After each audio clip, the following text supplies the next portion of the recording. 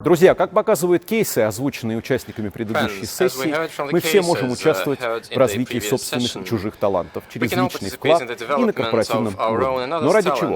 Ответ очевиден. В конечном итоге мы все стремимся к своему благополучию и хотим стать счастливыми.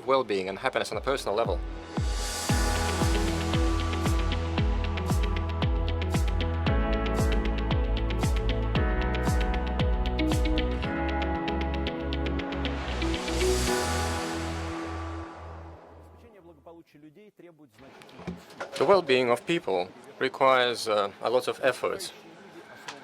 Successful people are the foundation of a successful economy, and in the next session, the well-be or not well-be, you will meet our unique experts, each of which will share their own formula of happiness. The first expert to speak at this session is best known for his groundbreaking works, The Happy Planet Index and 5 Ways to Well-being. His love of using applied statistics to substantiate well-being in irrefutable evidence has led to the international awareness that happiness is a serious business. Nick Marks, the founder of Happiness Works, an organization that is changing the labor world for the better with online tools and services, is with us today. Taking happiness seriously, your happiness now, happiness of future generations, that's what I'm going to talk about today. And actually I think it's the essence of sustainability. Good lives now and good lives in the future.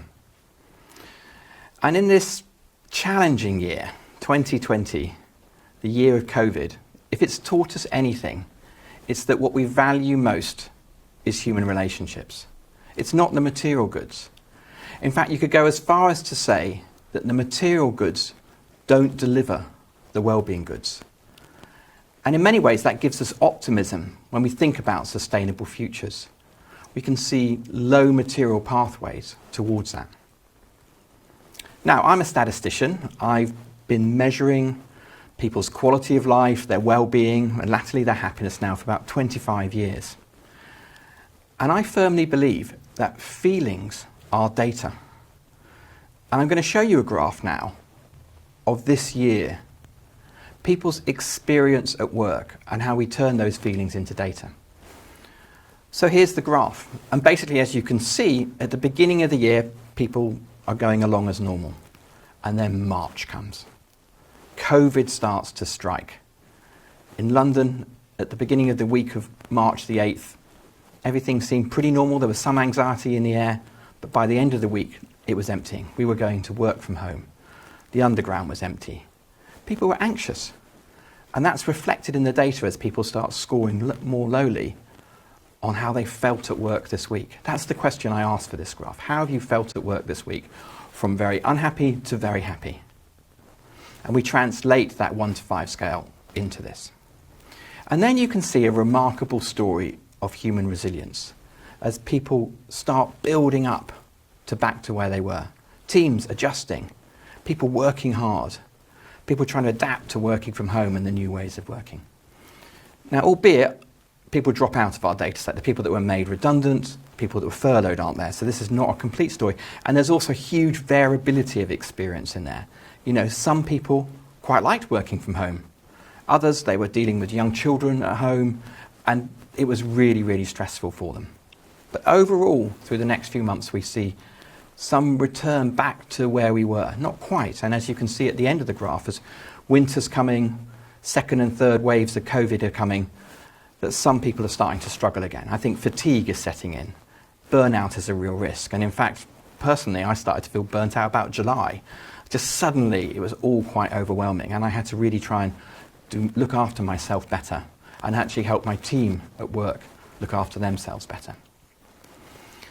So that's a graph of people's experience at work. So it's gathered from our clients, Friday Pulse clients. And it's, as I say, it's illustrative of what's gone on, but it really does show that feelings are data. And that isn't actually very far from how neuroscientists think of feelings and human emotions. The neuroscientist Antonio Damasio talks about how feelings help us monitor our environment. They motivate us to act, and they help us adjust our behaviours. So that monitoring is like a good-bad signal. Are we in a good place, in a bad place? Should we approach? Should we avoid? And that approach, avoid, is the motivation that gets into our behavior.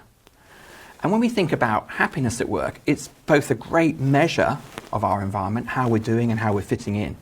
But then happiness and other what's so-called positive emotions motivate us to behave in some ways.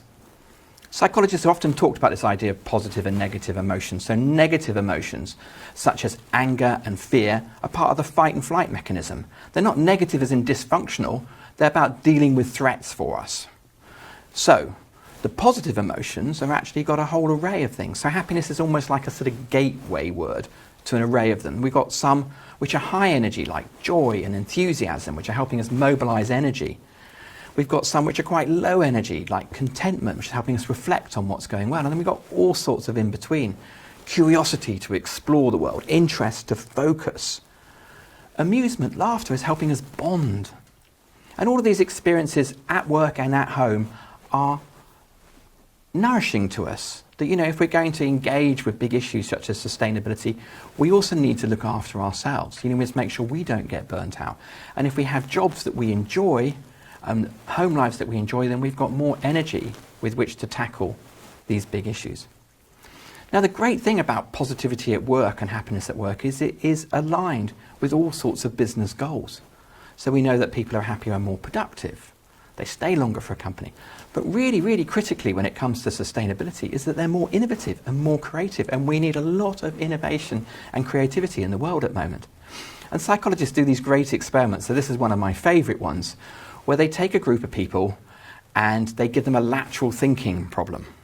And the lateral thinking problem in this particular experiment is that they give people a candle, a box of tacks and some matches, and they say, can you attach the candle to the wall in such a way that when you light it, the wax doesn't drip on the floor? And it's sort of a mind mess because, you know, how do you do that? Once you know, it's quite easy. What you do is you realise there's a box of tacks and you can empty the tacks on the floor and then you can pick them out and you can put the box on the wall and put the candle in that, and boom, it's not dripping on the floor. Easy when you know how. But what they do to people is that they leave some people in a control group, they do nothing, they're neutral mood. They put some into a negative mood, and then they put some into a positive mood, and they look about how quickly they solve this problem, or whether they do. And what they found is that the people in the neutral group solved this problem 13% of the time in 5 minutes. People in the negative mood solved it 20% of the time. Now that's interesting. If people motivated by negative emotions, they do actually become more innovative and creative than those that are neutral and passive.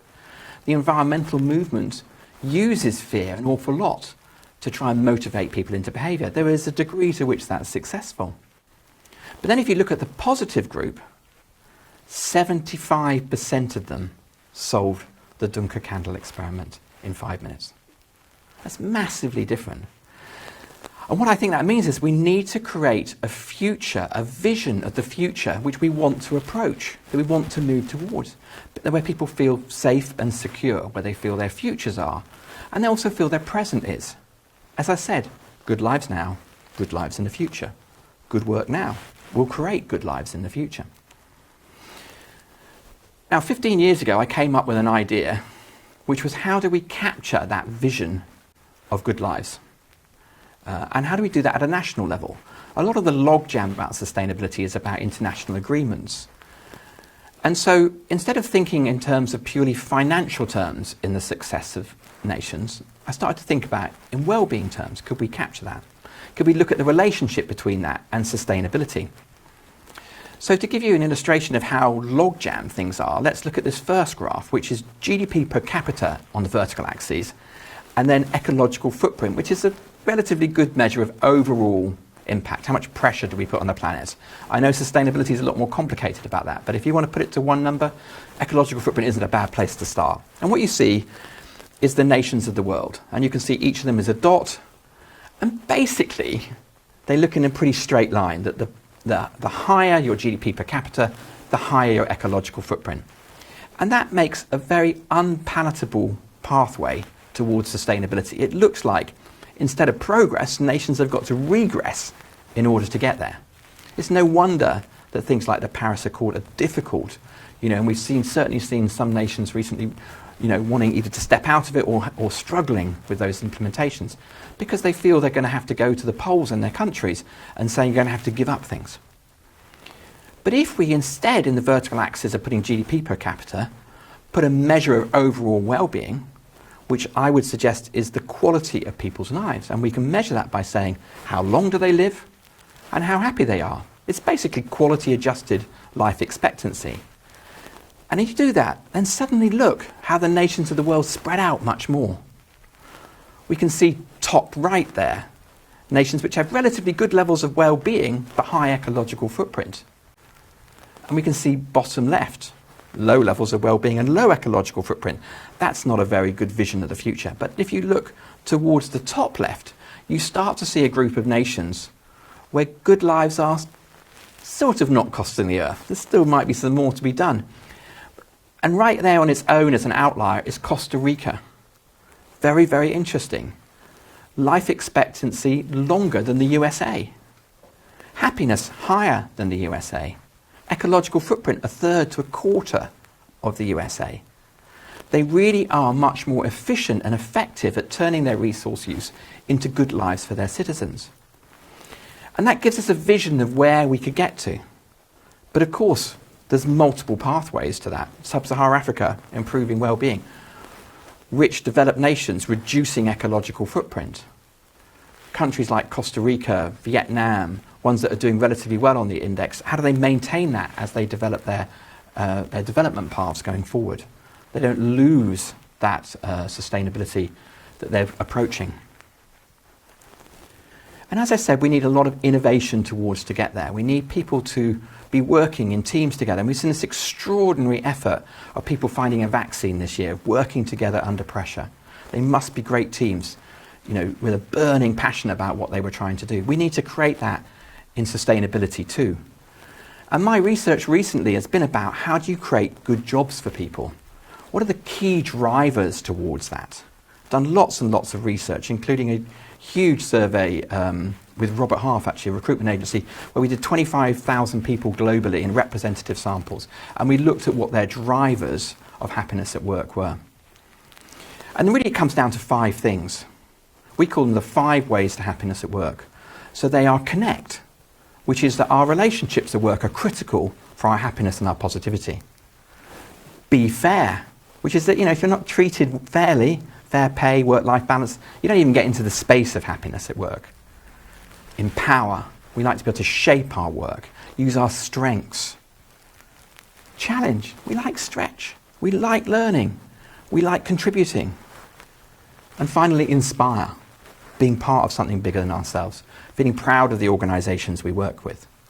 And those 5 things, connect, be fair, empower, challenge, inspire, are the way to build good jobs. And if we align organisations with the purpose of sustainability and creating better futures for everybody, there really is a possibility that good work can create good futures. And if you want to think about your career, the work that you do, how are you doing on those 5 ways? How are you working towards goals, big goals that you're committed to? Not just exclusively sustainability, but they could be other ones too. Then actually, we've just created a free tool which we call Friday One, friday1.com, where you can go to and you can answer questions on those 5 ways, and it will give you a reflection on what you're doing. It acts a bit like a mirror showing you how you are, so that you can make better choices going forward. I'm very into the idea that if we reflect, then actually we can start making better choices. This is in a way where feelings are data, not necessarily even in numeric ways, that actually reflecting on your feelings, how things have gone for you today, this week. You don't have to necessarily put them into numbers, but they are data for you to think about how you create a better future for you, for your family, and for the future. So, I think that good lives are possible. I think good work is possible. I think that we can create a future that we all want, where good lives don't cost the earth. And I think choosing what we contribute most in this world, which is our work, and how we can create good work for people, which is satisfying for them so they've got the energy to do it, and is also contributing to sustainability, is the way that we can all create a world that we all want, where good lives don't cost the earth. Thank you. I wonder if there's a happiness index for AI. It was a real pleasure to listen to that speech. How to measure happiness and make your employees happy is a question with what seems to be a very simple answer. However, it is also a very convincing one. You can become happy by switching from a survival mindset to an abundance mindset. Here with us at the conference today, we have the author that penned this statement, as well as many books, including the bestseller, Habits of a Happy Brain. It is the Distinguished Professor of Management at California State University, East Bay, Dr. Loretta Breuning. We asked Loretta to answer some important questions. How should we use our subconscious brain to stop hyper-focusing on our survival and come to a mindset of abundance thinking? So the amazing thing is that our brain actually evolved to promote survival, not to make us feel good. This is why life is complicated, because we get these survival threat feelings so often, even from little things, and it's so easy to experience that survival threat feeling, even when your verbal brain says, oh no, I'm not worried, but your chemicals make you feel that. So we can shift ourselves to a positive focus rather than a negative focus. It starts with a little bit of understanding about our happy brain chemicals. So dopamine is the good feeling that a reward is at hand. So our brain is always deciding between going towards a reward or retreating from possible threat. We retreat from threat with neural pathways created from the threats of our past. We all have threatened feelings in the past, so we're all going to have those neural pathways. But we all have the power to shift our focus from the potential threat to a potential reward and take a small step toward it. And the good news is that all it takes is a small step to get your dopamine going. The next small step stimulates more dopamine and more, and that starts building a dopamine pathway where you have positive expectations instead of negative expectations. Now, dopamine is only one of the happy chemicals, so let's think about it also from the perspective of the other ones, serotonin and oxytocin. So oxytocin is the good feeling of social trust and social support. Once again, we want that all the time, but our brain is not designed to release that all the time. When an animal is separated from the herd, it feels like its survival is threatened. So you might feel isolated for just a second, but your brain so easily goes into that survival threat feeling because in the animal world, you could be eaten alive in a second if you're separated from the herd. But in the human world, you don't want to be with the herd all the time. So you make that courageous decision to separate from the herd and step toward new rewards, which stimulates your dopamine. But then your oxytocin falls. So you can get both of them by constantly making decisions when to shift back and take a step toward the herd. So we're always looking for ways to build connections and pursue goals using our own logic. So it's not either or, but 1 minute you do one 1 minute you do the other, and 1 minute you stimulate one happy chemical, 1 minute the other, and just accept that your brain is not designed to give you all of them all the time, but you have power to control your focus, and that controls your happy chemicals. And quickly, one more happy chemical that gives us the good feeling we really want. It's called serotonin. And this is very different from what you hear in public, but there was research 50 years ago. First, animals are very competitive. They're always seeking the one-up position. When they get the one-up position, they get a little bit of serotonin, which is the good feeling of being powerful, of pride, of strength, confidence, and it would be great to have that every minute of every day, but our brain is not designed to give us that. So we can take small steps that we're proud of, small steps that stimulate confidence. We get a little bit of serotonin. The next step stimulates more. The next step stimulates more. And that builds a pathway that allows you to turn on your serotonin more easily in the future and shift away from the threatened feelings that you get when you're feeling like someone else is in the one-up position or someone else is going to get the reward, or you're away from the herd. So we have the power to constantly shift from negative expectations to positive expectations. How can the company scale professional experience in the field of health, happiness, and prosperity? So your company can scale your knowledge about your inner mammal. It's a real challenge because all of us have two brains. We have the verbal brain that we're constantly using to tell ourselves in words what's going on, but we also have the animal brain that controls our chemicals, that runs on neural pathways built from past experience. And the complicated thing is that our verbal brain thinks it knows what's going on. So you say, oh, I don't really care about being in the one-up position. I don't really care about being isolated from the herd. But then your negative chemicals turn on and you have those survival threat feelings even when your verbal brain says you're not. So once you accept your inner mammal, then you can understand that your chemicals are triggered by old neural pathways, but you have the power to redirect your electricity into new neural pathways. And every time you do that, you build a bigger pathway to do it more easily the next time.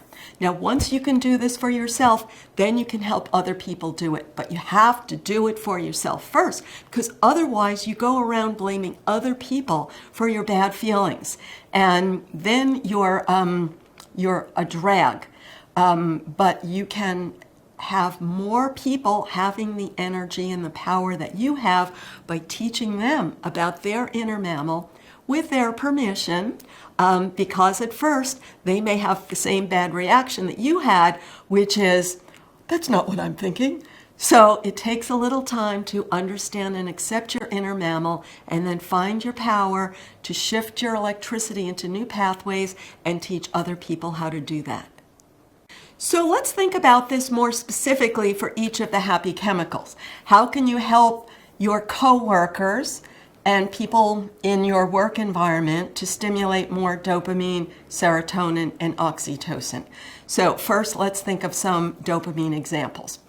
Dopamine is stimulated by approaching a reward, and in the modern human world, that means a goal. So for our ancestors, they had to look for food constantly to survive. They were always looking for water and firewood, and they had a survival threat feeling about that. But in the modern world, when our basic needs are so easily met, then it takes approaching some other reward to stimulate your dopamine. So if you set that reward too high, then you sort of give up and you don't get the dopamine. But if the reward is too common, like, oh, it's the same, like I get the same bonus every year, that doesn't stimulate dopamine either. So what the brain is looking for is new rewards. So you can help those around you feel the joy of dopamine by finding opportunities to establish new rewards that meet new needs, and that will spark everyone around you with dopamine. Now, let's do examples for oxytocin and serotonin. So, oxytocin is the good feeling of social support, and you often hear that many companies try to create this good feeling. But what's so important to know is that real trust is what triggers it, not fake trust. So, simple example is you always see images of monkeys grooming each other's fur. And if a monkey lets another monkey come close enough to touch it, that monkey can kill it in an instant. So our brain evolved to make careful decisions about when to trust. And you know that when you're asked to fake trust, it doesn't feel good at all. So what we want is real trust. And simple example of that, when an animal is eating, and it's always worried about predator threat. So it's looking for social, a herd. When an animal is eating, it's always worried about predator threat, but if it can find a herd, then it can lower its guard. So that's what we're really looking for, is an opportunity to lower our guard because we can trust that others are around us. Now that's an inherently selfish feeling, and it's important to understand that from your animal brain's perspective, because otherwise you have unrealistic expectations where you think the herd is going to completely lose its sense of self in each other. But that's not what really stimulates our oxytocin. So now let's think about examples of how this works with serotonin. Serotonin is the good feeling of pride, of being in the one-up position.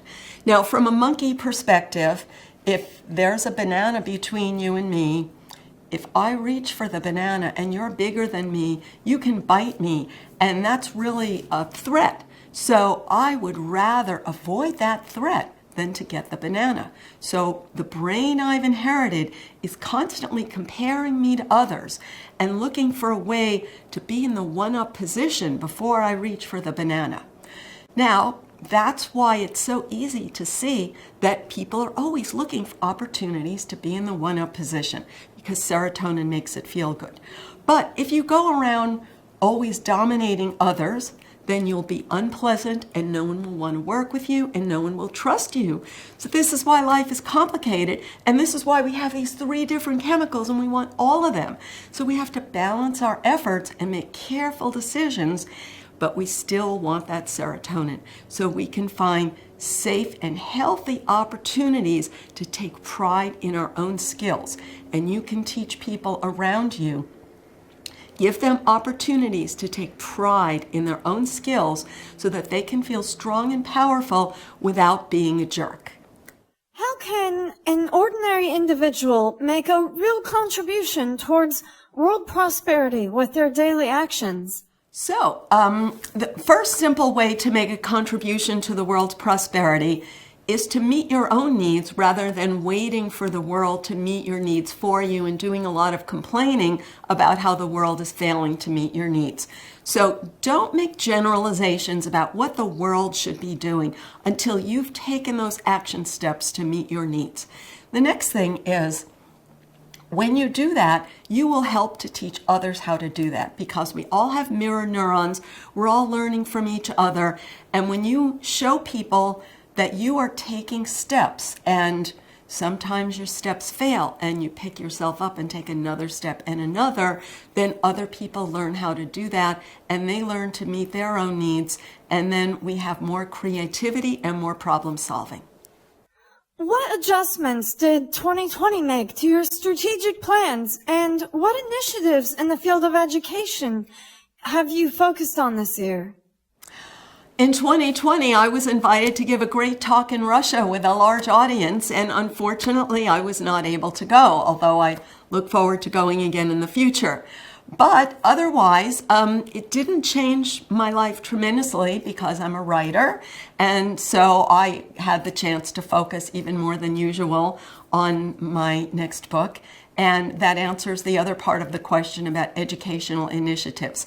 So I finally had the opportunity to write a full book about the stickiest part of our mammal brain, which is, as I said, this social comparison, this urge to be in the one-up position in order to stimulate serotonin, and how can we do that in healthy, sustainable ways so that we can feel good without conflict.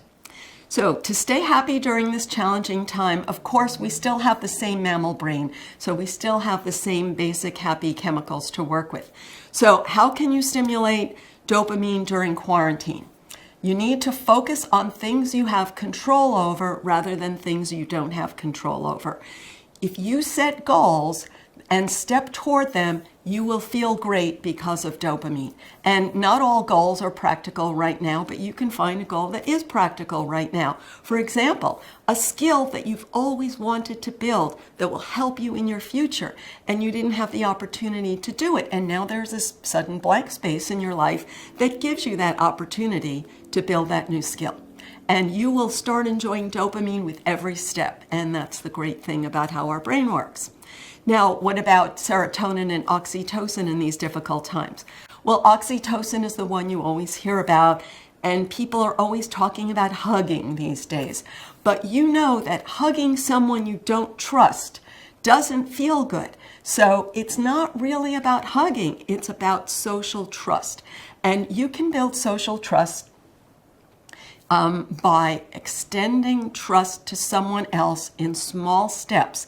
And if you start with someone that you don't trust, that's even better, because that eases that fear and that threatened feeling. And don't expect them to change all at once. Don't expect yourself to change all at once, but small steps towards social trust will get that oxytocin flowing.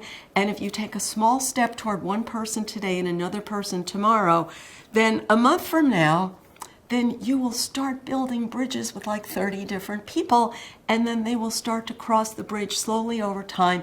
And next year, you'll be so thrilled that you did this. For corporations, wellness reflects the concept of a human-centered approach. This is when a person is not seen simply as a function and human resource, but considered holistically as a person with their own values and needs. How can you make employees feel cared for and truly happy while avoiding paternalism?